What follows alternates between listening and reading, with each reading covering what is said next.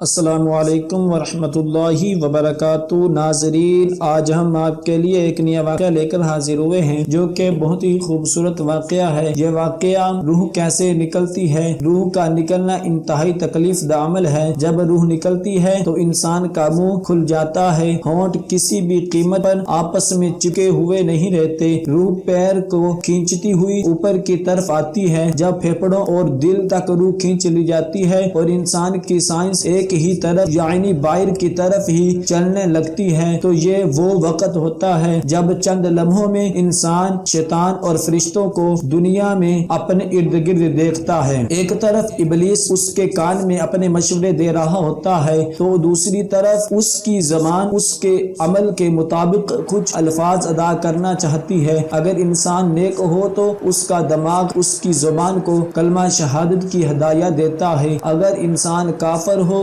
بد دین ہو، مشرک یا دنیا پرست ہو تو اس کا دماغ کنفیوز ہو کر ایک عجیب ہیبت کا شکار ہو جاتا ہے جس کی وجہ سے وہ شیطان کی پیروی کرتا ہے اور بہت ہی مشکل سے کچھ الفاظ زبان سے ادا کرنے کی بھرپور کوشش کرتا ہے۔ یہ سب اتنی تیزی سے ہوتا ہے کہ دماغ کو دنیا کی فضول باتوں کو سوچنے کا موقع ہی نہیں ملتا۔ انسان کی روح نکلتے ہوئے ایک زبردست تکلیف ذہن محسوس کرتا ہے لیکن تڑپ نہیں پاتا کیونکہ دماغ کو چھوڑ کر باقی جسم کی روح اس کے حلق میں اکٹھی ہو جاتی ہے اور جسم ایک گوشت کے بے جان لوتھڑے کی طرح پڑا ہوا ہوتا ہے جس میں کوئی حرکت کی گنجائش ہی نہیں رہتی۔ آخر میں اوپر والے حصے سے یعنی دماغ سے روح بھی کھینچ لی جاتی ہے۔ آنکھیں روح کو لے جاتے ہیں، دیکھتی ہیں، اس لیے آنکھوں کی پتلیاں اوپر چڑھ جاتی ہیں یا جس سمت فرشتے روح قبض کر کے لے جاتے ہیں اس سمت کی طرف آنکھیں پھر جاتی ہیں۔ اس کے بعد انسان کی زندگی کا ایک ایسا سفر شروع ہوتا ہے جس میں روح تکلیفوں کے تہہ خانوں سے لے کر آرام کے محلات کے احٹ محسوس کرنے لگتی ہے۔ جیسا کہ اس